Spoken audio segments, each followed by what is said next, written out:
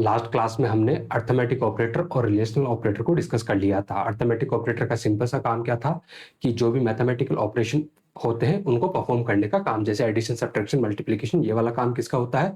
Arithmetic operator का। उसके बाद हमने देखा था रिलेशन ऑपरेटर में कि अगर हमारे पास में कोई दो ऑपरेंड या दो वैल्यू है और अगर उनके बीच में हमें कंपैरिजन करना है तब हम किसका यूज करेंगे? रिलेशनल ऑपरेटर का यूज करेंगे। अब वहां पर बहुत सारे कंपैरिजन होते हैं। अब जब आप कंपैरिजन करोगे तो या तो आपका कंपैरिजन सक्सेसफुल होगा या फिर आपका कंपैरिजन अनसक्सेसफुल होगा, या मैं यूं कहूं कि या तो आपका जो कंपैरिजन है वो ट्रू होगा या फिर आपका कंपैरिजन फॉल्स होगा। तो उस केस में जो आपका रिलेशनल ऑपरेटर होता है वो 1 या 0 रिटर्न करता है। अगर आपका कंपैरिजन सक्सेसफुल हुआ तो उस केस में वो 1 रिटर्न करेगा, और अगर आपका कंपैरिजन अनसक्सेसफुल हुआ तो उस केस में वो 0 रिटर्न करता है। आज हम डिस्कस करने वाले हैं लॉजिकल ऑपरेटर का। और लॉजिकल ऑपरेटर का काम होता है जब दो या दो से ज्यादा हमारे पास एक्सप्रेशन आ जाती है, अगर उनको हमें क्या करना है? कंबाइन करना है, या उनके बीच में अगर हमें कोई कंपैरिजन करना होता है तब हम किसका यूज करते हैं? लॉजिकल ऑपरेटर का यूज करते हैं। तो नेक्स्ट ऑपरेटर आता है हमारे पास logical operator. And logical operator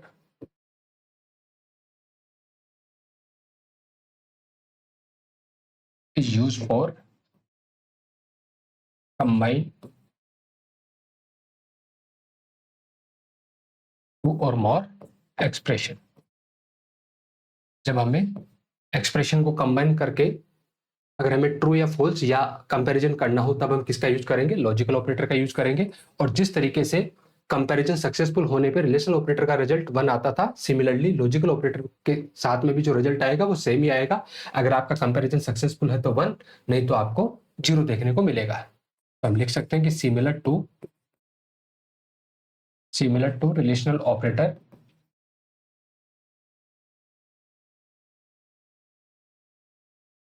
result of logical operator is also 1 और 0। अब 1 कब आएगा? जब आपका कंपैरिजन सक्सेसफुल होगा तो उस केस में 1 देखने को मिलेगा, और जब आपका कंपैरिजन अनसक्सेसफुल होगा तो उस केस में आपको 0 देखने को मिलेगा। कौन कौन से ऑपरेटर होते हैं? तो यहाँ हम ऑपरेटर की बात करते हैं, यहाँ ऑपरेटर के मीनिंग की बात करते हैं। ठीक है, एक बार एग्जाम्पल हम इसका बाद में डिस्कस कर लेंगे। तो देखो ऑपरेटर, सबसे पहला डबल टाइम एम्परसेंड वाला सिंबल जिसको हम बोलेंगे लॉजिकल एंड। उसके बाद डबल टाइम पाइप वाला सिंबल जिसको हम बोलेंगे लॉजिकल और। एंड उसके बाद हमारा एक्सक्लेमेशन मार्क जिसको हम बोलेंगे लॉजिकल नॉट। तो ये 3 होते हैं हमारे पास logical operator, logical and, logical or and logical not. जहां पर लॉजिकल एंड और लॉजिकल और दोनों किस टाइप के ऑपरेटर है? तो ये दोनों आपको बाइनरी ऑपरेटर की कैटेगरी में जाएंगे। और जो आपका लॉजिकल नोट ऑपरेटर होता है वो कैसा ऑपरेटर होता है? वो आपका यूनरी ऑपरेटर होता है। इसका मतलब है कि इसको काम करने के लिए केवल और केवल सिंगल ऑपरेंड रिक्वायर्ड होता है, जबकि लॉजिकल एंड और लॉजिकल और को काम करने के लिए यहाँ पर 2 ऑपरेंड रिक्वायर्ड होते हैं। अब हम देखते हैं कि लॉजिकल एंड का मीनिंग क्या होता है, और का मीनिंग क्या होता है, और लॉजिकल नोट का मीनिंग क्या होता है। तो देखो, जब भी आप बात लॉजिकल एंड की करोगे तो लॉजिकल एंड का जो रिजल्ट 1 मिलेगा वो कब मिलेगा? जब गिवन सारी की सारी कंडीशन क्या होगी? ट्रू होगी उस केस में।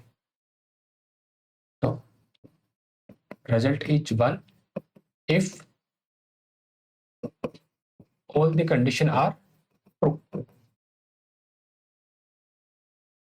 आप इसको यूं समझ लीजिए कि हम जब लॉजिक गेट को पढ़ते हैं तो वहां पर हम वहां पर हम एंड और नॉट गेट को पढ़ते हैं। बस सेम काम यहां पर होता है कि लॉजिक जो एंड गेट होता है उसमें भी हम देखते हैं कि जब सारे के सारे हमारे इनपुट 1 होंगे तभी वहां पर रिजल्ट क्या मिलता है? हमें 1 मिलता है। अगर कोई एक भी इनपुट हमें वहां पर 0 देखने को मिलता है तो उस केस में उसका रिजल्ट हमेशा क्या रहता है? 0 होता है। ऐसा और गेट में होता है, और गेट में अगर कोई एक भी इनपुट अगर 1 है तो वहां पर रिजल्ट हमें क्या मिल जाता है? 1 मिल जाता है। तो लॉजिक वो और गेट में हम कह सकते हैं कि जब हमारे पास में सारे के सारे इनपुट 0 होंगे तभी वहां पर हमें रिजल्ट क्या होता है? 0 देखने को मिलता है। और जो नॉट गेट होता है उसका काम इन्वर्ट का होता है, रिवर्स का होता है। अगर इनपुट आपने 0 पास किया है तो वो उसको कन्वर्ट करके 1 में कन्वर्ट कर देगा, और अगर आपने 1 पास किया है तो वो किस में कन्वर्ट कर देगा? उसको 0 में कन्वर्ट कर देगा। तो result is 1 if all the conditions are true. और लॉजिकल और का केस देखेंगे, उसका सिंपल सा मतलब होगा कि result is one if either condition is true. अगर कोई एक भी कंडीशन अगर ट्रू है तो उस केस में इसका रिजल्ट हमें क्या मिल जाएगा, वन मिल जाएगा। और लॉजिकल नोट में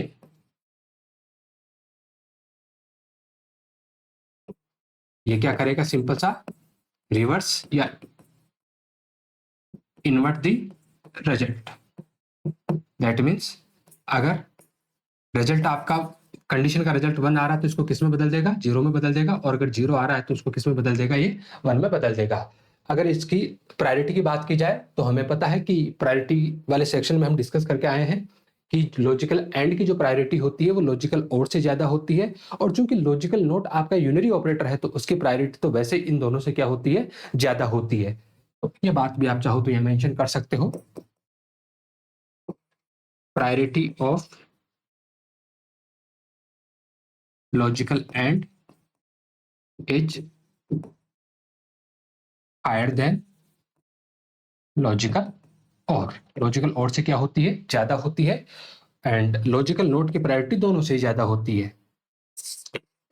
priority of logical not is higher among both of them.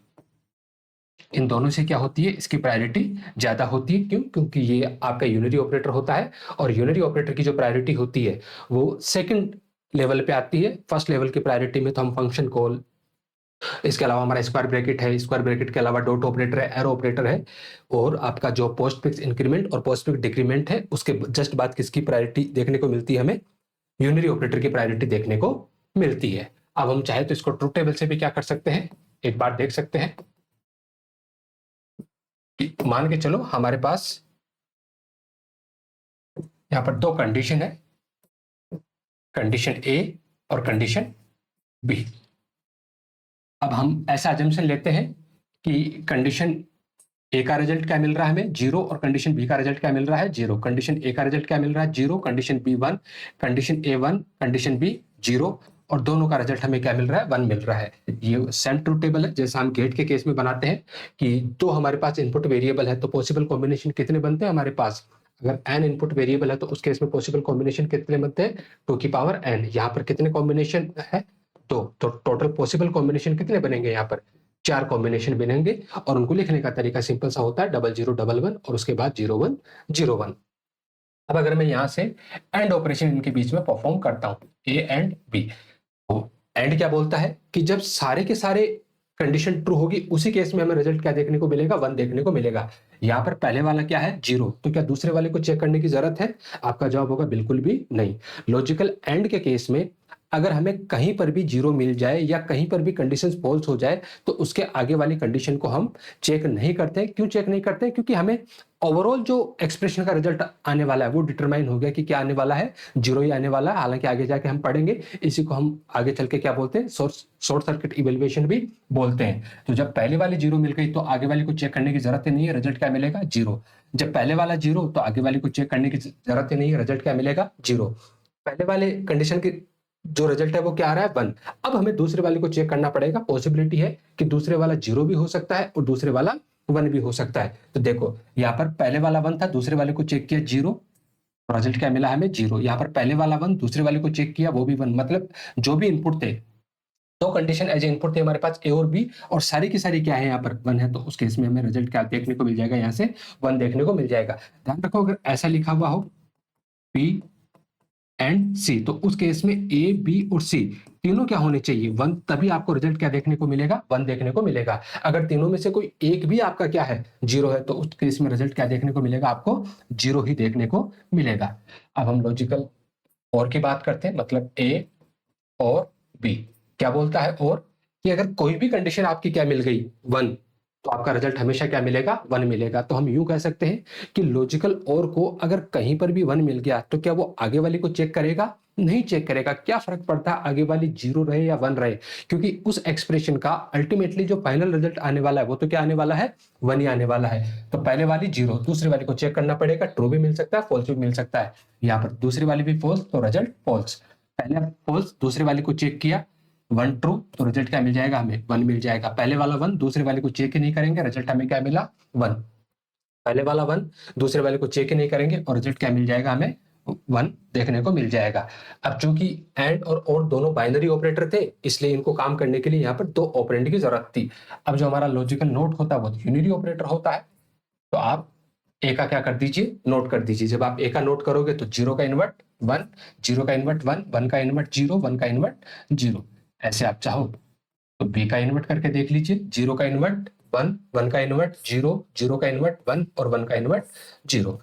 ये किसका काम होता है, आपका लॉजिकल नोट का काम होता है। तो इस ट्रू टेबल को हम ध्यान में रखेंगे तो किसी भी तरह की गलती होने की गुंजाइश नहीं रहेगी कि लॉजिकल एंड क्या बोलता है, जब सारी की सारी इनपुट कंडीशंस ट्रू होगी तभी आपको रिजल्ट क्या देखने को मिलेगा, 1 देखने को मिलेगा। लॉजिकल और क्या बोलता है कि जितने भी इनपुट कंडीशंस है अगर उनमें से कोई एक भी अगर आपको 1 मिल जाए तो आपको रिजल्ट क्या देखने को मिलेगा, 1 देखने को मिलेगा।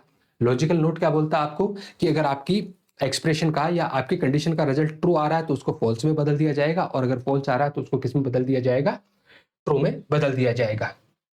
जैसे कि एग्जांपल हम ले लेते हैं,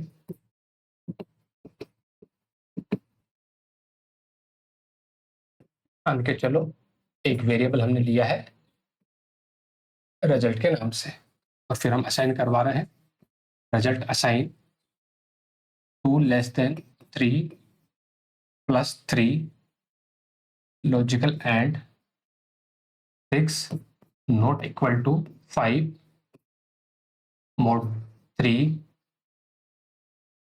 लॉजिकल और 6 इक्वल टू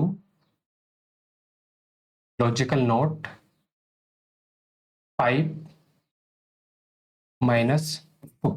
ये एक एक्सप्रेशन हमें गिवन है, और उसके बाद इस एक्सप्रेशन के रिजल्ट को हमने क्या करवाया, यहाँ से प्रिंट करवाया है %d, और इसकी जगह किसकी वैल्यू प्रिंट हो जाए, रिजल्ट की वैल्यू प्रिंट हो जाए।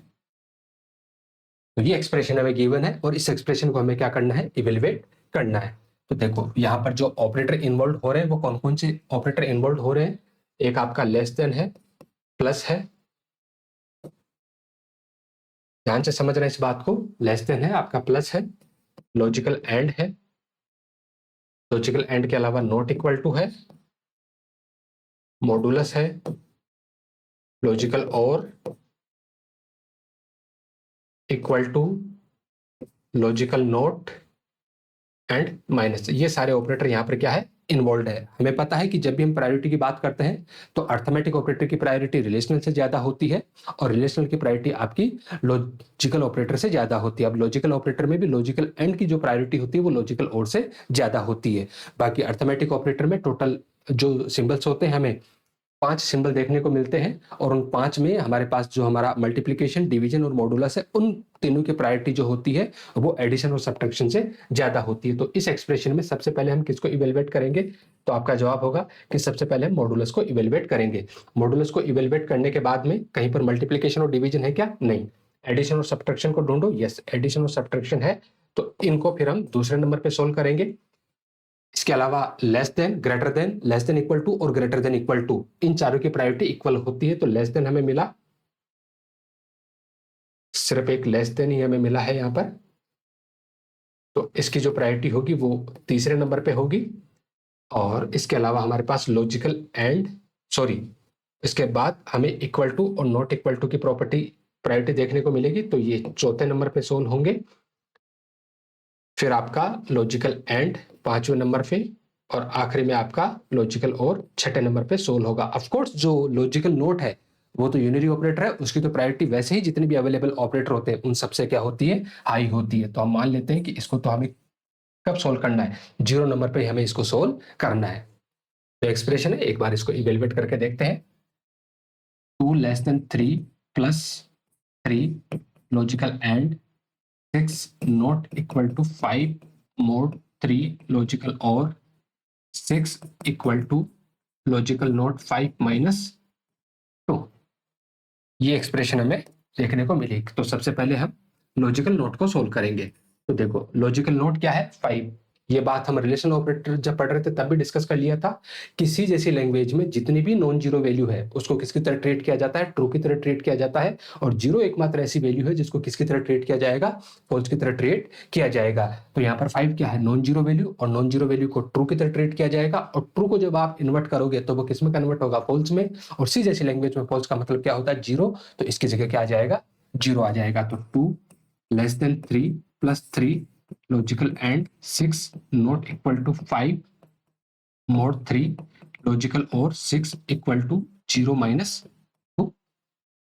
उसके बाद आपका मॉडुलस ऑपरेटर है। तो मॉडुलस ऑपरेटर को सोल्व करोगे तो 2 less than 3 plus 3 logical and 6 not equal to 5 mod 3। 5 में 3 का भाग दोगे तो शेषफल 2 देखने को मिलेगा। Logical or 6 equal to 0 minus 2। उसके बाद एडिशन और सब्ट्रैक्शन, ये रहा आपका एडिशन और साथ में ये रहा आपका सब्ट्रैक्शन। दोनों को मैं एक साथ सोल्व कर लेता हूं। तो 2 less than 3 plus 3 6 logical and 6 not equal to 2 logical or 6 equal to 0 minus 2 minus 2। उसके बाद अब आपको less than greater than, less than equal to greater than equal to में से ढूंढना है। तो आपको लेस देन मिला तो 2 लेस देन 6, क्या 2 6 से छोटा होता है, जवाब मिला यस, कंडीशन ट्रू। तो इसका मतलब यहां पर 1 आ जाएगा। And not equal to 2 logical or 6 equal to minus 2। ध्यान रखना यहां पर जो ये माइनस है ये यूनरी माइनस है, जो सिर्फ ये बताने के लिए है कि जो ये 2 है आपका कैसा है, नेगेटिव है। अब आप इक्वल टू और नॉट इक्वल टू को सोल्व कर लीजिए। ओह सॉरी, यहाँ पर 6 मिस कर दिया, 6 नॉट इक्वल टू 2। अब ये आपका नॉट इक्वल टू है और ये आपका इक्वल टू है। तो सोल्व किया 1 logical and 6 not equal to 2। क्या 6 2 के बराबर नहीं होता, जी बिल्कुल सही बात है, 6 2 के बराबर नहीं होता, कंडीशन ट्रू। तो यहाँ से 1 मिला logical or 6 equal to minus 2। क्या 6 2 माइनस, क्या 6 माइनस 2 के बराबर होता है, जवाब मिला नहीं होता। तो यहाँ से पोज तो 0। अब लॉजिकल एंड और लॉजिकल और में प्रायोरिटी ज्यादा किसकी है, तो आप बोलोगे लॉजिकल एंड की। इनको सोल्व किया, पहली वाली कंडीशन ट्रू, दूसरी वाली कंडीशन ट्रू। और लॉजिकल एंड में जब दोनों कंडीशन ट्रू होती है तो रिजल्ट क्या देखने को मिलेगा, हमें ट्रू देखने को मिलेगा। तो यहाँ से 1 लॉजिकल और 0। लॉजिकल और क्या बोलता है कि जब मल्टीपल कंडीशंस में से कोई एक भी अगर ट्रू है तो हमें रिजल्ट हमेशा क्या देखने को मिलेगा, ट्रू देखने को मिलेगा। या मैं यूं कहूं कि लॉजिकल और हमेशा किसकी फिराक में होता है कि मुझे 1 मिल जाए, जैसे 1 मिला आगे वाले को वो इवेल्युएट ही नहीं करता है। और लॉजिकल एंड किसकी फिराक में होता है कि मुझे कहीं पर भी 0 मिल जाए, जैसे 0 मिलेगा वो आगे चेक नहीं करेगा और सीधा बोल देगा कि इसका ओवरऑल रिजल्ट जो है वो क्या आने वाला है, फॉल्स आने वाला है। और ये 1 की फिराक में रहता है कि 1 मिल जाए तो एक्सप्रेशन का जो ओवरऑल रिजल्ट है वो कैसा देखने को मिलेगा, आपको ट्रू देखने को मिलेगा। तो यहाँ से 1। तो फाइनली जो ये रिजल्ट नाम का वेरिएबल है, इस रिजल्ट नाम के वेरिएबल में क्या वैल्यू गई होगी, 1 यहाँ से गया होगा। उसके बाद जैसे आपने प्रिंट करवाया तो यहाँ से आपको रिजल्ट क्या देखने को मिला, 1 देखने को मिला। तो उम्मीद है जब आपके पास अर्थमेटिक, रिलेशनल या लॉजिकल ऑपरेटर तीनों को कंबाइन करके किसी भी तरह की एक्सप्रेशन आपको मिले तो आप उसको आसानी से क्या कर पाओगे, सोल्व कर पाओगे। बस ध्यान ये रखना कि लॉजिकल नोट आपका यूनरी ऑपरेटर है और इस यूनरी ऑपरेटर की प्रायोरिटी जितने भी अवेलेबल ऑपरेटर होते हैं उनसे हाई होती है, बस ऊपर के 6 को छोड़ के, जो रेयरली ही इस वाले केस में क्या होंगे, यूज होंगे। हाँ, पोस्टफिक्स इंक्रीमेंट और डिक्रीमेंट वो तो हमें कई बार देखने को मिल जाएंगे। अब हम बात करते हैं शॉर्ट सर्किट इवेल्युएशन की, जो इंपॉर्टेंट होता है कॉम्पिटिटिव एग्जाम के पॉइंट ऑफ व्यू से।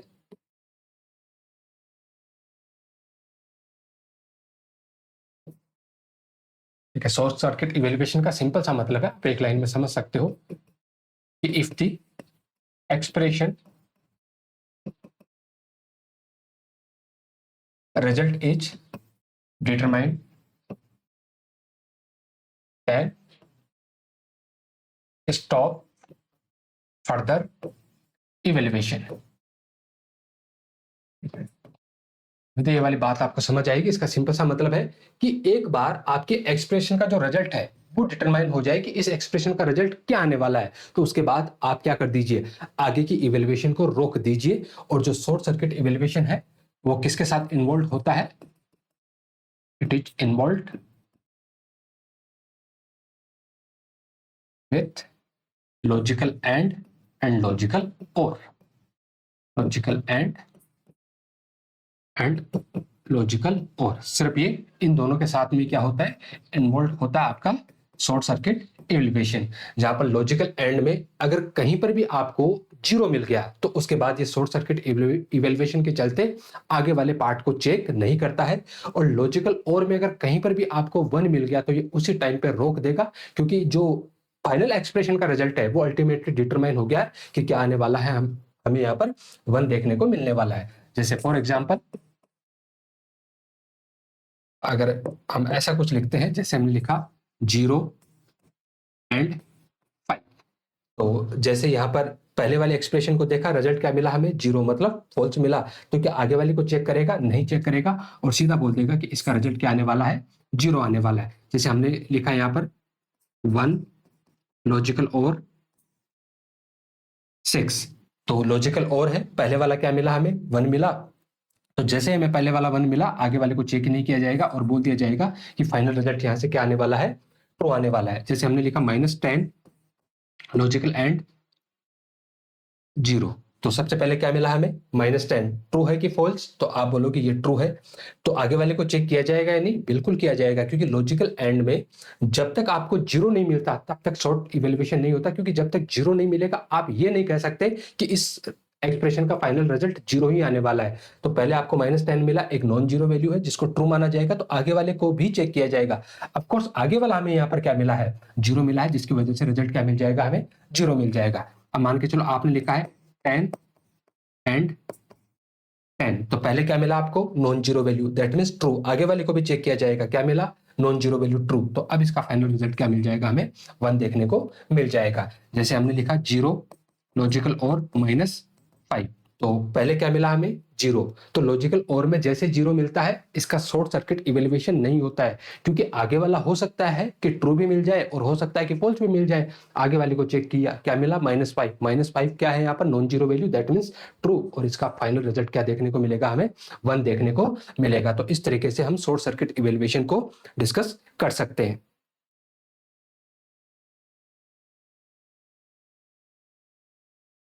जैसे मान के चलो आपने कोई एक्सप्रेशन लिख रखी है, 2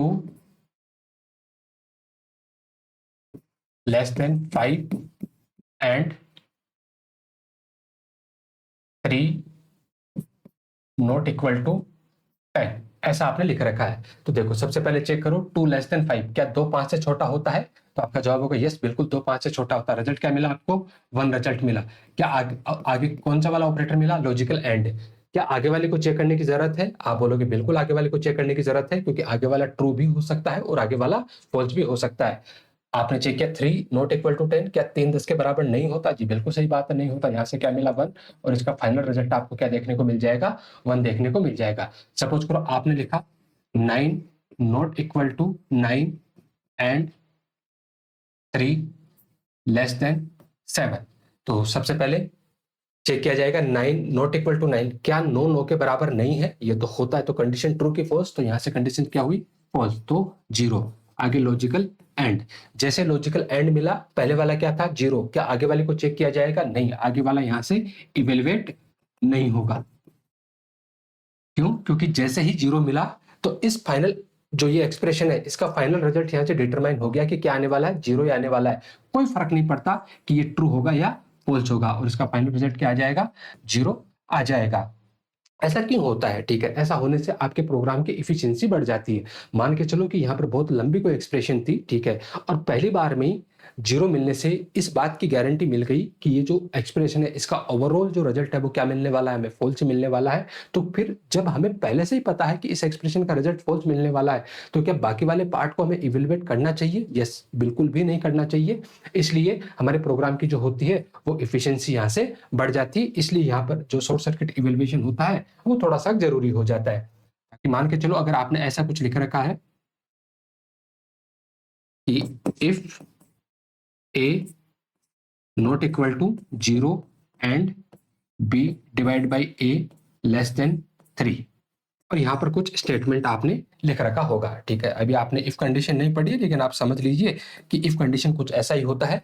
इफ के पैरेंथेसिस में क्या लिखा जाता है, कंडीशन लिखी जाती है। अगर यहाँ से कंडीशन ट्रू होगी तो इस वाले ब्लॉक को एग्जीक्यूट करवाया जाएगा, और कंडीशन फॉल्स होगी तो इस वाले ब्लॉक को एग्जीक्यूट नहीं करवाया जाएगा। अब मैं यहाँ अजम्पशन लेता हूं, यहाँ पर हमने अज्यूम किया है कि जो ए की वैल्यू है वो किसके बराबर है, 0 के बराबर है। जो हमारे पास ए की वैल्यू है, जो ए की वैल्यू है वो किसके बराबर है, 0 के बराबर है। तो चेक करो, 0 नॉट इक्वल टू 0, क्या 0 0 के बराबर नहीं है? जवाब मिला नो। कंडीशन क्या हो गई यहाँ से, फॉल्स, क्योंकि 0 नॉट इक्वल टू 0 ये तो बराबर होता है, कंडीशन क्या हुई, फॉल्स, 0। आगे क्या मिला, लॉजिकल एंड। और जैसे लॉजिकल एंड मिला, क्या आगे वाले पार्ट को इवेलुएट किया जाएगा? नहीं, आगे वाले पार्ट को इवेलुएट नहीं किया जाएगा, और सीधा इस इफ की कंडीशन से क्या आ जाएगा, बाहर आ जाएगा। अब आप सोच के देखो कि यहां पर शॉर्ट सर्किट इवेल्युएशन ना होता तो क्या होता। अगर सी जैसी लैंग्वेज में शॉर्ट सर्किट इवेल्युएशन वाली फैसिलिटी ना होती और कोड आपने वही लिखा है जो अभी लिख रखा है, तो उस केस में क्या होता, क्या ये प्रोग्राम आपका स्मूथली चल जाता या किसी न किसी तरह की दिक्कत आती? तो आपका जवाब होना चाहिए कि इसमें दिक्कत आती। कौन सी वाली, डिवाइड बाय जीरो वाली। कौन सी वाली, डिवाइड बाय जीरो वाली दिक्कत ये आती यहाँ पर। और रन टाइम पे आपके प्रोग्राम का अब नॉर्मल टर्मिनेशन होना तय था, आपका प्रोग्राम यहाँ से स्मूथली एग्जीक्यूट नहीं होता।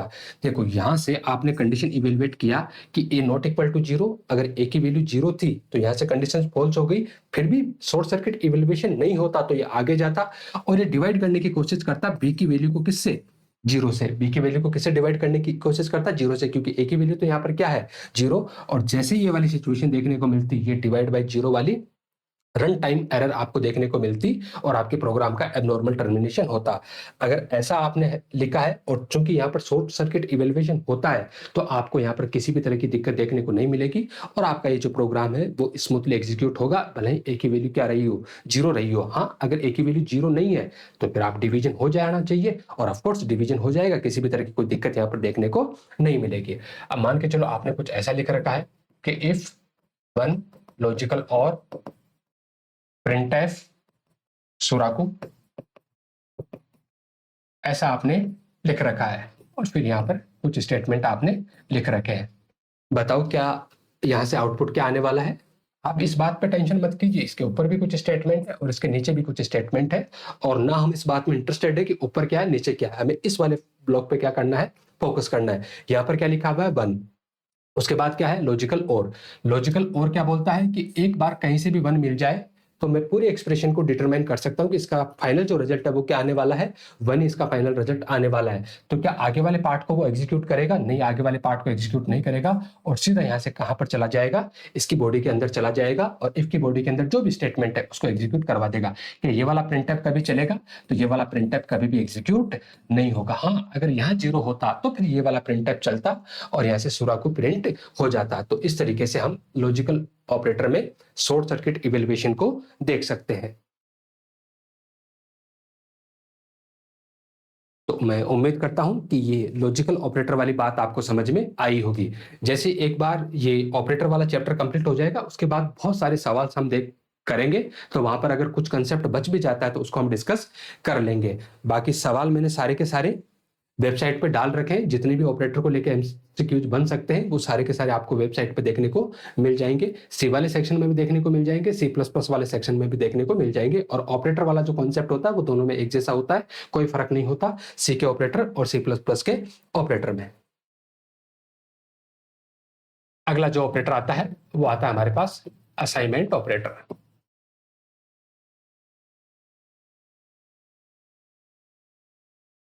असाइनमेंट ऑपरेटर कौन सा वाला होता है, तो सिंबल, ये जो सिंबल होता है is called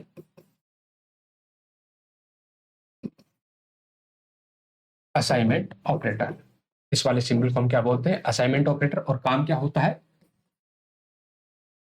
the assignment operator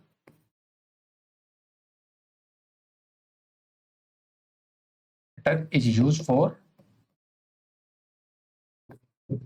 assign value to the left side operand side operand, और वो ऑपरेंड हमेशा यहाँ पर क्या होगा, एक वेरिएबल ही होगा। आफ्टर इवेलुएटिंग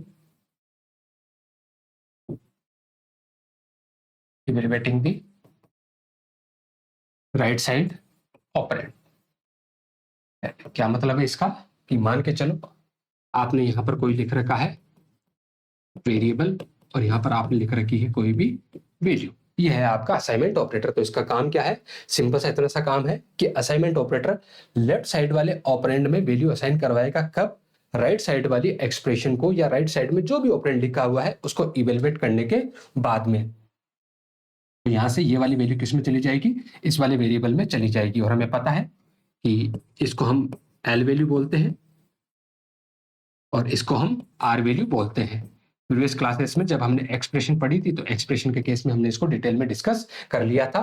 जो एल वैल्यू होती है वो must be a memory location. हमेशा यहाँ पर क्या होनी चाहिए, कोई ना कोई मेमोरी लोकेशन ही होनी चाहिए, क्योंकि राइट साइड में जो कुछ भी लिखा हुआ है, जो वैल्यू लिखी हुई है वो यहाँ पर असाइन होगी। मतलब असाइन होगी तो उसको होल्ड करने के लिए किसी न किसी कंटेनर की हमें रिक्वायरमेंट होगी, और वो कंटेनर हमेशा हमें किस फॉर्म में मिलता है, वेरिएबल की फॉर्म में मिलता है। और राइट साइड में आपने जो भी वैल्यू लिखी है वो वैल्यू कैसे भी आ सकती है, वो वैल्यू किसी वेरिएबल से भी आ सकती है। हो सकता है कि वो वैल्यू आपने डायरेक्टली लिटरल की फॉर्म में लिखी हो सकता है कि वो वैल्यू आप एज ए कांस्टेंट लिख रखा हो, उस फॉर्म में आए।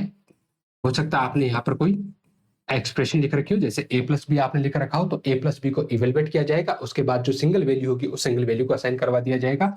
और हो सकता है कि कोई फंक्शन की रिटर्न वैल्यू भी यहाँ पर हो सकती है। ठीक है, आमतौर पे जैसे हमने लिखा कि ए असाइन फन, तो इसका सिंपल सा मतलब ये होता है कि पहले असाइनमेंट ऑपरेटर के राइट साइड में लिखा हुआ इवेलुएट होता है, तो यहाँ पर फंक्शन को कॉल किया तो प्रोग्राम का कंट्रोल फन फंक्शन के पास जाएगा, अपना रायता फैलाएगा और आखिरी में एक वैल्यू लेके आएगा। जो वैल्यू लेके आएगा वो फंक्शन कॉल से रिप्लेस हो जाएगी, और फिर वो वाली वैल्यू किसमें असाइन हो जाती है, ए नाम के वेरिएबल में असाइन हो जाती है। तो राइट साइड में ये सब कुछ अलाउ है, लेकिन लेफ्ट साइड में केवल और केवल क्या अलाउ होगा, वेरिएबल अलाउ होगा। मतलब आप लेफ्ट साइड में, मतलब आप असाइनमेंट ऑपरेटर के लेफ्ट साइड में कभी भी आप किसी लिटरल का यूज नहीं कर सकते। लिटरल माने जैसे आपने लिखा इस तरीके से 10 असाइन ए, ये पॉसिबल नहीं है, क्योंकि 10 क्या है यहाँ पर, इंटीजर लिटरल, और असाइनमेंट ऑपरेटर के लेफ्ट साइड में कभी भी लिटरल नहीं आ सकता। ना ही यहाँ पर किसी कांस्टेंट को लिखा जा सकता, क्योंकि कांस्टेंट जब आपने बनाया था तो आपने इसी नीयत से बनाया था कि हम उसमें किसी भी तरह का अपडेशन नहीं चाहते हैं। उस वैल्यू को थ्रू आउट द प्रोग्राम हम क्या रखना चाह रहे हैं, एक समान रखना चाह रहे हैं, उसमें किसी भी तरह का मॉडिफिकेशन हम नहीं चाह रहे हैं, तभी तो आपने उसको कांस्टेंट बनाया होगा। और असाइनमेंट ऑपरेटर के लेफ्ट साइड में जो कुछ भी आता है उसको तो हमेशा बदलने के लिए तैयार रहना चाहिए। तो यहाँ पर आप किसी भी तरह का कांस्टेंट भी नहीं लिख सकते, आप कोई एक्सप्रेशन भी यहाँ पर नहीं लिख पाओगे। क्यों नहीं लिख पाओगे, जैसे आपने मान के चलो लिखा ए प्लस बी असाइन 23, क्या ये पॉसिबल है, नहीं ये पॉसिबल नहीं है। 23 किस में जाने की कोशिश करेगा, ए प्लस बी में, और ऐसा मुमकिन नहीं है, क्योंकि ए प्लस बी तो खुद इवेलुएट होकर क्या आने वाला है, एक सिंगल रिजल्ट आने वाला है। तो आप किसी भी तरह का एक्सप्रेशन भी यहाँ पर नहीं लिख सकते, और नहीं यहाँ पर आप किसी तरह के फंक्शन कॉल को आप लिख सकते हो। फंक्शन कॉल भी असाइनमेंट ऑपरेटर के लेफ्ट साइड में अलाउ नहीं है। तो ये मोटा माटी कहानी थी हमारे पास किसकी, असाइनमेंट ऑपरेटर की। ठीक है, ये सिंपल सी बात हमने समझ ली कि ये वाला जो सिंबल होता है इसको हम असाइनमेंट ऑपरेटर बोलेंगे। काम क्या होता है, राइट साइड वाली एक्सप्रेशन को इवेलुएट करने के बाद में जो भी रिजल्ट आए उसको लेफ्ट साइड वाले ऑपरेंड में असाइन करवाना है। बाकी हमें यह भी पता है कि जो हमारा असाइनमेंट ऑपरेटर होता है उसकी जो प्रायोरिटी होती है, priority of assignment operator, assignment operator is lower than all the available operator, all the available operator, but higher than comma। बस जब अपन प्रायोरिटी वाले टेबल देखते हैं तो प्रायोरिटी वाले टेबल में सबसे पहले में कौन बैठा होता है आपका, कॉमा, और कॉमा से जस्ट ऊपर कौन सा होता है आपका, असाइनमेंट ऑपरेटर होता है। हाँ, असाइनमेंट में सिंपल असाइनमेंट भी होता है और आपके कंपाउंड असाइनमेंट भी होते हैं, वो होते क्या है, असाइनमेंट ही है। तो असाइनमेंट ऑपरेटर की जो प्रायोरिटी होती है वो जितने भी अवेलेबल ऑपरेटर होते हैं सबसे क्या होती है, लोअर होती है, लेकिन कॉमा ऑपरेटर से क्या होती है, ज्यादा होती है। और जब हम एसोसिएटिविटी की बात करते हैं तो असाइनमेंट ऑपरेटर की जो एसोसिएटिविटी होती है वो कैसी होती है, from right to left. Associativity of comma operator is from right to left. कैसी होती है इसकी एसोसिएटिविटी, राइट टू लेफ्ट इसकी एसोसिएटिविटी होती है। असाइनमेंट ऑपरेटर को हम मल्टीपल असाइनमेंट में भी यूज कर सकते हैं। मल्टीपल असाइनमेंट को कई बार हम चेन असाइनमेंट भी बोलते हैं। इसका सिंपल सा मतलब इतना सा होता है कि हमारे पास एक वैल्यू है और उस एक वैल्यू को हम क्या करना चाह रहे हैं, मल्टीपल वेरिएबल में असाइन करवाना चाह रहे हैं। आप यूं समझिए कि सपोज करो हमारे पास 5 वेरिएबल है, ए बी सी डी और ई, और इन पांचों वेरिएबल को हम एक वैल्यू से असाइन करवाना चाह रहे हैं और वो वैल्यू हमारे पास 13। तो एक तरीका तो ये है कि मैं लिखूं A assign 13, B assign 13, C assign 13, D assign 13 and E assign 13। एक तरीका तो ये है। और मैं चाहूं तो इसको मैं चेन असाइनमेंट की हेल्प से एक सिंगल स्टेटमेंट पर भी लिख सकता हूं। कैसे लिखूंगा, A assign, B assign, C assign, D assign, E assign 13। अब चूंकि जो आपका comma operator sorry assignment operator होता है वो कैसे काम करता है, आपका राइट टू लेफ्ट काम करता है। तो जब ये राइट टू लेफ्ट इवेल्युएशन होगा तो 13 किस में चला जाएगा, ई में चला जाएगा। फिर ई की वैल्यू किस में चली जाएगी, डी में, डी की वैल्यू किस में, सी में, सी की वैल्यू बी में, और बी की वैल्यू किस में आ जाएगी हमारे पास यहाँ पर, ए में आ जाएगी। हालांकि बोलने में तो कुछ विद्वान ऐसा भी बोलते हैं कि असाइनमेंट ऑपरेटर हमेशा वैल्यू असाइन करने के बाद में क्या करता है, रिटर्न करता है। बहरहाल उसको चेक करने का कोई तरीका नहीं है हमारे पास, इसलिए हम ऐसा स्टेटमेंट नहीं बोल सकते। हालांकि जैसे किसी ने बोला कि ए में वैल्यू 10 है, तो इसने 10 को क्या किया, ए में असाइन किया और उसके बाद इसने क्या किया, 10 को रिटर्न किया। अब इसको जस्टिफाई करने का एक ही तरीका है कि मैं इसके आगे ऐसा लिख दूं कि बी असाइन ए असाइन 10। यही तो तरीका है कि सबसे पहले 10 किस में असाइन हुआ, बी में, ए में असाइन हुआ, और उसके बाद असाइन करने के बाद इसने 10 को रिटर्न किया जो किस में असाइन हो गया, बी में असाइन हो गया। और ये बात तो ये सेम ही तो बात होती है। तो आप यूं समझो या यूं समझो, बात एक ही है, लेकिन चेन असाइनमेंट का हम यूज कर सकते हैं कि सबसे पहले 13 किस में जाएगा, ई में जाएगा। फिर ई में क्या आ चुका है 13, तो ई में रखा हुआ कंटेंट किस में जाएगा, बी में। फिर बी का कंटेंट सी में, सी का कंटेंट बी में, और फिर फाइनली बी का जो कंटेंट है वो कहां पर आ जाएगा, हमें ए में देखने को मिल जाएगा।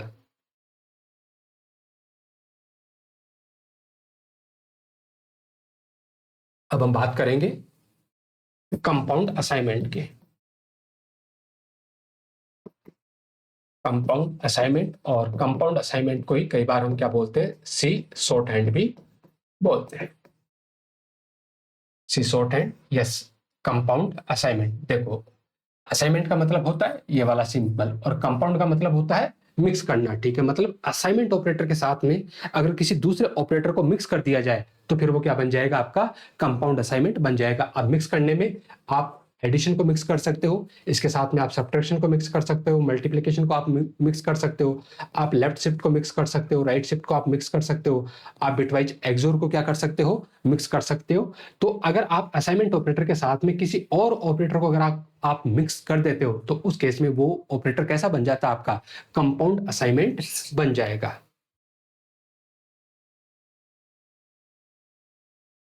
तो मैं यहां पर ऑपरेटर लिख देता हूं और यहां पर इसका मीनिंग देख लेते हैं कि एग्जैक्टली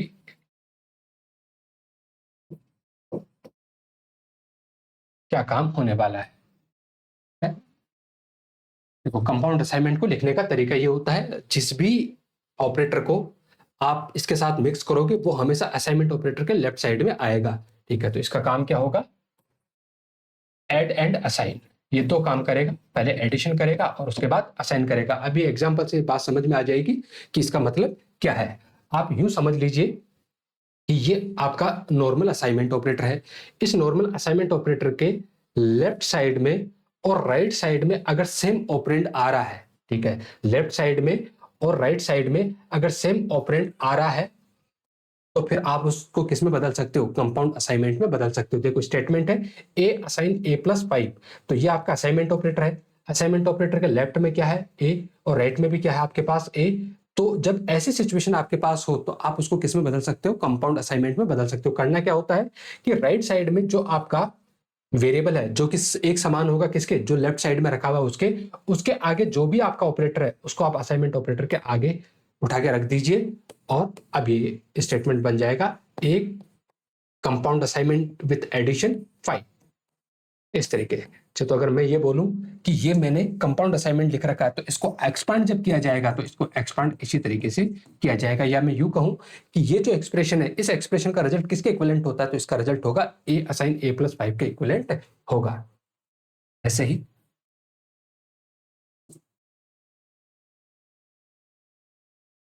सब्ट्रैक्ट एंड असाइन, ऐसे आप मल्टीप्लीकेशन कर सकते हो, multiplication and assign.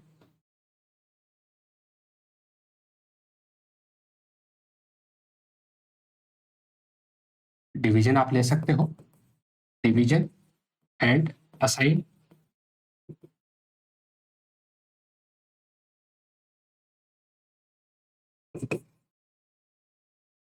Modulus and assign. आप चाहो तो यहां पर left shift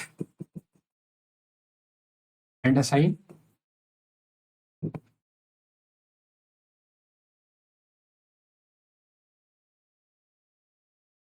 right shift and assign, bitwise XOR and assign,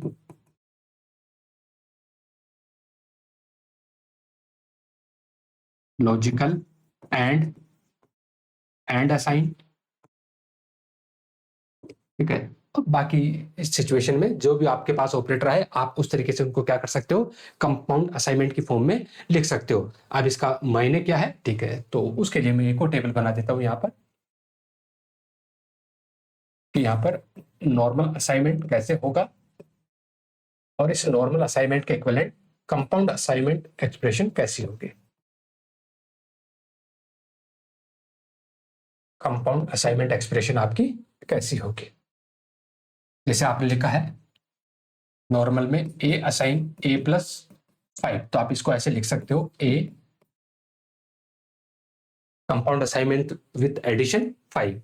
फिर आपने लिख रखा है ए असाइन ए माइनस 5, तो आप इसको इस तरीके से लिख सकते हो। आपने लिख रखा है ए असाइन ए मल्टीप्लाई बाई 5, आप इसको इस तरीके से लिख सकते हो। ए असाइन ए डिवाइड बाई 5, आप इसको इस तरीके से लिख सकते हो। आपने ए असाइन ए मोड 5 लिख रखा है, आप इसको इस तरीके से लिख सकते हो।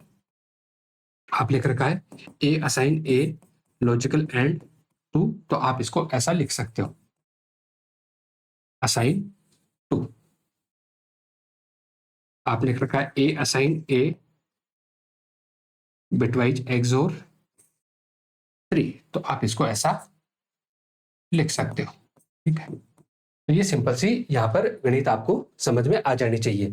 जब कभी भी ऐसा स्टेटमेंट आपको देखने को मिले तो इस स्टेटमेंट का मतलब यह है कि राइट साइड में जो कुछ भी लिखा हुआ है उसको लेफ्ट साइड में असाइन करके वापस से लेफ्ट साइड वाले वेरिएबल में क्या करवा दिया जाएगा, असाइन करवा दिया जाएगा। इस लाइन को ध्यान से समझना, क्योंकि आगे इसके झोल भी हम देखने वाले हैं कि कहां पर हम गच्चा खा जाते हैं। हमने क्या बोला कि जब कभी भी कंपाउंड असाइनमेंट एक्सप्रेशन आपको देखने को मिलती है तो इसका मतलब ये होता है कि राइट साइड में जो कुछ भी है उसको लेफ्ट साइड वाले ऑपरेंड के साथ में ऐड करके वापस से क्या कर दो, लेफ्ट साइड वाले ऑपरेंड में असाइन करवा दो। सेम यहां पर कि लेफ्ट साइड में जो कुछ भी है उसको राइट साइड में जो कुछ भी है उसको आप लेफ्ट साइड वाले ऑपरेंड के साथ मल्टीप्लाई करके वापस से किसमें असाइन करवा दो, आप लेफ्ट साइड वाले ऑपरेंड में असाइन करवा दो। सेम राइट साइड में जो कुछ भी है उसको आपको क्या करना है, सब्ट्रैक्ट करना है, किसमें से, लेफ्ट साइड वाले ऑपरेंड में से या लेफ्ट साइड वाले वेरिएबल में से आपको सब्ट्रैक्ट करना है, और उस रिजल्ट को वापस से किसमें असाइन करवा देना है, लेफ्ट साइड वाले ऑपरेंड में या लेफ्ट साइड वाले वेरिएबल में उसको वापस से असाइन करवा देना है। एग्जाम्पल देखते हैं।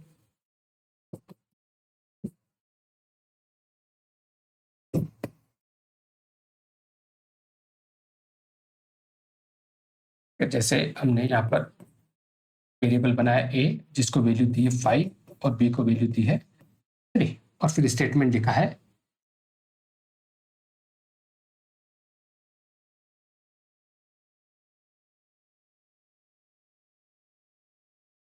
a assign a multiply by b plus 2 and printf %d की जगह हमने a की वैल्यू को प्रिंट करवा दिया।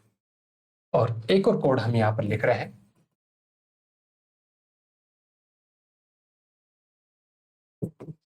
and a assign 5 b assign 3 and a compound assignment with multiplication b plus 2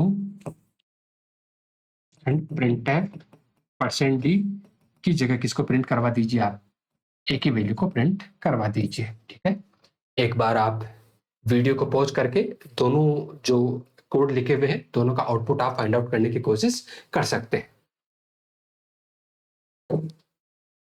देखिए यहां पर आपने दो वेरिएबल बना रखे हैं, एक a जिसमें वैल्यू आपने इनिशियली 5 दी है और b जिसमें वैल्यू आपने 3 दी है। फिर आपने एक स्टेटमेंट लिखा है कि a assign a multiply by b plus 2। तो हमें पता है कि रन टाइम पे जहां जहां आपके वेरिएबल रखे हुए वहां पर वैल्यू आकर रिप्लेस हो जाएगी। तो a की वैल्यू क्या है 5 मल्टीप्लाई b की वैल्यू क्या है 3 प्लस 2। अब यहाँ पर आपके दो ऑपरेटर देखने को मिल रहे हैं, एक मल्टीप्लिकेशन और दूसरा आपको एडिशन यहाँ पर देखने को मिल रहा है। अब मल्टीप्लिकेशन और एडिशन में प्रायोरिटी ज्यादा किसकी है, तो आप बोलोगे मल्टीप्लिकेशन की प्रायोरिटी ज्यादा है। और जब मल्टीप्लिकेशन की प्रायोरिटी ज्यादा है तो 5 मल्टीप्लाई बाई 3 कितना हो जाएगा 15 प्लस 2 कितना हुआ 17 और ये 17 किस में चला जाएगा ए में। तो ए की नई वैल्यू क्या आ जाएगी हमारे पास 17 आ जाएगी और इसकी जगह क्या प्रिंट हो जाएगा 17। यहां से रिजल्ट हमें देखने को मिलेगा। अब उधर चलते हैं एक बार। ठीक है, यहां पर भी आपने दो वेरिएबल बना रखे, एक a जिसमें वैल्यू है 5 और b जिसमें वैल्यू हमारे पास 3। और फिर आपने स्टेटमेंट लिखा है कि a compound assignment with multiplication b plus 2। अब आप एक चीज यहां पर ध्यान में रखना कि अभी अभी हम सीख के आए हैं कि a असाइन a प्लस 5 को हम a compound assignment with addition 5 ऐसा हम लिख सकते हैं। या मैं यूं कहूं कि इस स्टेटमेंट को जब मुझे एक्सपांड करना होगा तो इस स्टेटमेंट को एक्सपांड करने का तरीका होता है कि जो कुछ भी लेफ्ट साइड में है और उसके आगे जो ऑपरेटर है उसको एज इट इज उठा के वहां रख दीजिए a प्लस 5 ऐसा आप लिख दीजिए। तो ये दोनों स्टेटमेंट एक समान माने जाएंगे। बस ये वाली गलती आप यहां मत कर बैठना। ठीक है, अगर आपने ये वाली गलती यहां करने की कोशिश की तो आप करोगे a assign a multiply b plus 2 ऐसा ही लिखोगे। ठीक है, और ऐसा लिखोगे तो ये तो इसी के तो इक्विवेलेंट हो गया। और जब ये इसी के इक्विवेलेंट होता तो शायद हम इनको दो सेपरेट कोड में यहां पर लिख के नहीं समझा रहे होते। तो यहां पर क्या लॉजिक चलेगा, लॉजिक सिंपल सा है कि जब भी आप किसी एक्सप्रेशन को इवेलुएट करो तो इवेलुएट करते टाइम पे फीलिंग्स पे ना जाके कंसेप्ट पे जाना है। और कंसेप्ट क्या कहता है कि भैया जब किसी एक्सप्रेशन में मल्टीपल ऑपरेटर एक साथ आते हैं तो वो हमेशा किसके अकॉर्डिंग सोल्व होंगे, प्रायोरिटी या प्रेसिडेंस के अकॉर्डिंग सोल्व होंगे। और जब प्रायोरिटी या प्रेसिडेंस की बात की जाएगी तो यहाँ पर कितने ऑपरेटर आ रहे हैं इस पूरी एक्सप्रेशन में, तो आप कहोगे यहाँ पर दो ऑपरेटर आ रहे हैं। पहला ऑपरेटर आ रहा है आपका कंपाउंड असाइनमेंट और दूसरा ऑपरेटर आ रहा है आपका एडिशन। पहला कौन सा कंपाउंड असाइनमेंट, दूसरा कौन सा एडिशन। अब कंपाउंड असाइनमेंट और एडिशन में प्रायोरिटी ज्यादा किसकी होती है, तो आपका जवाब होगा कि एडिशन की प्रायोरिटी कंपाउंड असाइनमेंट से ज्यादा होती है, क्योंकि कंपाउंड असाइनमेंट और असाइनमेंट तो बैठा ही सबसे आखिरी में, कॉमा से जस्ट पहले ही तो बैठे हैं। और जो हमारे पास अर्थमेटिक ऑपरेटर होते हैं, अर्थमेटिक ऑपरेटर की प्रायोरिटी तो टॉप की प्रायोरिटी होती है। तो आपका इन दोनों में प्रायोरिटी ज्यादा किसकी है, तो आप कहोगे कि यहाँ पर एडिशन की प्रायोरिटी ज्यादा है। जब एडिशन की प्रायोरिटी ज्यादा है तो आप इसको इस तरीके से सोल्व करोगे, b प्लस 2, b की वैल्यू क्या है यहाँ पर 3 प्लस 2 तो a 5। अब यहाँ पर कौन सा ऑपरेटर बचा, एक ऑपरेटर है कंपाउंड असाइनमेंट। और आप इस कंपाउंड असाइनमेंट को ऐसे इवेलुएट कर सकते हो, ये किसके बराबर है, इसी के तो बराबर है। अब बताओ a की वैल्यू क्या है 5 मल्टीप्लाई बाई 5 कितना हुआ 25 किस में चला जाएगा a में। और a की नई वैल्यू क्या हो जाएगी यहाँ पर 25। जब आप प्रिंट करवाओगे तो क्या प्रिंट होगा यहाँ से 25 आपको देखने को मिलेगा। ठीक है, तो जब मल्टीपल ऑपरेटर एक साथ आए तो किसके अकॉर्डिंग, प्रायोरिटी के अकॉर्डिंग। हाँ, आप इस तरीके से एक्सपांड करोगे, इसको आप इस तरीके से एक्सपांड करोगे, लेकिन कब, जब आपके सामने और कोई हथियार ही ना बचे। देखो यहां पर केवल और केवल कितने ऑपरेटर है, एक ही ऑपरेटर है, और जब आपके पास एक ही ऑपरेटर है तो फिर उसको आप इस तरीके से क्या कर सकते हो, एक्सपांड कर सकते हो। अब अगर आप ये कहना चाहो कि मेरे को तो जो ये वाली एक्सप्रेशन है, इस वाली एक्सप्रेशन का शॉर्ट सर्किट इवेल्युएशन कर, सॉरी, इस वाले एक्सप्रेशन को मुझे कंपाउंड असाइनमेंट की फॉर्म में लिखना है, तो कंपाउंड असाइनमेंट की फॉर्म में इसको कैसे लिखा जाएगा। तो कंपाउंड असाइनमेंट की फॉर्म में लिखने के लिए आप यहां पर इसको बारीकी से गौर से देखिए। जब आप गौर से देखोगे तो पाओगे कि सबसे पहले b+2 क्या हो रहा है, यहाँ पर इवेल्युएट हो रहा है, और जब सबसे पहले b+2 इवेल्युएट हो रहा है तो आपको यहां पर भी क्या करवाना पड़ेगा, इस मल्टीप्लीकेशन को रोकना पड़ेगा कि भैया पहले क्या हो, एडिशन हो, और उसके बाद क्या हो, मल्टीप्लीकेशन हो। और जब आप ऐसा करना चाहते हो तो फिर आपको क्या करना पड़ेगा, इसकी प्रायोरिटी को हाई करना पड़ेगा, और प्रायोरिटी को हाई करने के लिए आप क्या करोगे, पैरेंथेसिस का यूज कर लोगे। दैट मीन्स आप अगर ऐसा लिखते हो, ए असाइन ए मल्टीप्लाई b+2, अब तो इसमें कोई दिक्कत नहीं है। ठीक है, पहले क्या हो जाएगा, आपका एडिशन सोल्व हो जाएगा, और उसके बाद क्या हो रहा है, आपका मल्टीप्लीकेशन सोल्व हो रहा है। यहां पर भी तो ऐसा ही हो रहा है, जब आप इसको कंपाउंड असाइनमेंट की फॉर्म में लिख रहे हो तो सबसे पहले एडिशन सोल्व हो रहा है, और एडिशन के बाद में क्या हो रहा है, आपका मल्टीप्लीकेशन सोल्व हो रहा है। और ऐसा ही आपने किया है, तो फिर हाँ, अब आप इसको ऐसे लिख सकते हो, ए b+2, ये इसके बराबर है, अब कोई तकलीफ नहीं है। दैट मीन्स ये वाली जो एक्सप्रेशन है, इस एक्सप्रेशन को कंपाउंड फॉर्म में आप ऐसे लिखोगे, लेकिन जैसे आप पैरेंथेसिस हटाओगे उसके बाद दोनों का मतलब क्या होगा, बदल जाएगा। दोनों का मतलब यहाँ पर क्या रहेगा, हमारे पास अलग अलग रहेगा। तो ये कहानी थी हमारे पास किसकी, कंपाउंड असाइनमेंट ऑपरेटर की। दैट मीन्स असाइनमेंट ऑपरेटर के केस में सबसे पहले हमने नॉर्मल वाले को डिस्कस कर लिया, उसके बाद हमने चेन असाइनमेंट को डिस्कस कर लिया, और चेन असाइनमेंट को डिस्कस करने के बाद में यहाँ पर हमने कंपाउंड असाइनमेंट को देख लिया है। उम्मीद है ये वाली बातें आपको समझ में आई होगी। समय ज्यादा ही हो गया है, ठीक है, हमें कंडीशनल ऑपरेटर पढ़ना था जिसको हम टर्नरी ऑपरेटर भी बोलते हैं। ठीक है, तो उसको हम आखिरी वाले नेक्स्ट क्लास में डिस्कस करते हैं। अंत तक रुके, उसके लिए धन्यवाद आपका। फिर भी कोई शिकायत सुझाव हो तो आप कमेंट बॉक्स की तरफ जरूर जाइए। ऑफ कोर्स इन कंसेप्ट में समय बहुत ज्यादा लग रहा है, ठीक है, लेकिन हमारी कोशिश ये रहनी चाहिए कि जब सवाल आए तो सवाल हमारा किसी भी तरीके से गलत नहीं होना चाहिए। और ये तो बेसिक वाले चैप्टर है, ठीक है, operator, selection statement, loop control statement, array, string, function, pointer, इनसे तो सवाल आने ही आने हैं।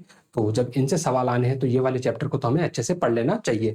जब ये वाले पोर्शन अच्छे होंगे तो C++ में हमें किसी भी तरह की दिक्कत नहीं आएगी, और जावा जैसी या पाइथन जैसी लैंग्वेज में भी फिर हमें किसी भी तरह की दिक्कत नहीं आएगी, क्योंकि सी को जब हम पढ़ते हैं तब हमें वहां पर कोर कंसेप्ट को बारीकी से समझना होता है। जब हम बाकी कोई लैंग्वेज पढ़ रहे होंगे तो वहां पर हमें ऑपरेटर को वापस से पढ़ने की जरूरत नहीं है, बस उन्हीं ऑपरेटर को डिस्कस करने की जरूरत पड़ेगी कि भैया पाइथन पढ़ रहे हैं तो ये पाइथन में फला फला ऑपरेटर नया है, और ये पाइथन में वो ऑपरेटर है जो C++ जावा में होते थे और अब पाइथन में नहीं है। ठीक है, बाकी अंत तक रुके, धन्यवाद।